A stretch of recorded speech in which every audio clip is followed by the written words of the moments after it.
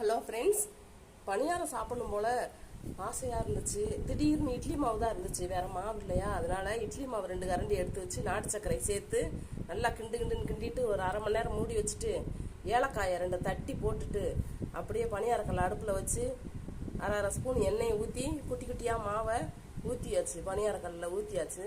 பணியாரம் அழகாக வந்திருக்கு. எப்படி இருக்குன்னு பாருங்கள். நீங்களும் இதே மாதிரி செய்யணும்னு நினச்சிங்கன்னாக்க, திடீர்னு பணியாரம் சாப்பிடணும் போல் இருந்துச்சுன்னா இட்லி மாவு எடுத்து டக்குன்னு செய்யுங்க. நல்லா வரும். பணியாரம் பந்து பந்தாக வரும், அழகாக வரும். பார்த்துக்குங்க. ஒரு வாட்டி இதே மாதிரி செஞ்சு பாருங்கள். பிடிச்சிருந்தா லைக் பண்ணுங்கள், ஷேர் பண்ணுங்கள், சப்ஸ்கிரைப் பண்ணுங்கள். பணியாரம் எப்படி சூப்பராக இருக்குன்னு பாருங்கள். இதுக்கு தேங்காய் சட்னி சூப்பராக இருக்கும். தேங்காய் சட்னி தான் நான் வச்சுருக்கேன். பணியாரம் வெந்துருச்சு, பெரட்டி போட்டாச்சு. இப்போ அழகாக வந்திருக்கு பாருங்கள். பணியாரம் வந்துருச்சு. தேங்காய் சட்னி தொட்டு சாப்பிட்டுக்கலாம். அவ்வளோதான். பாருங்கள், சூப்பராக இருக்கும். இட்லி மாவில் வருமா வராதான்னு நினைக்காதீங்க, வரும்.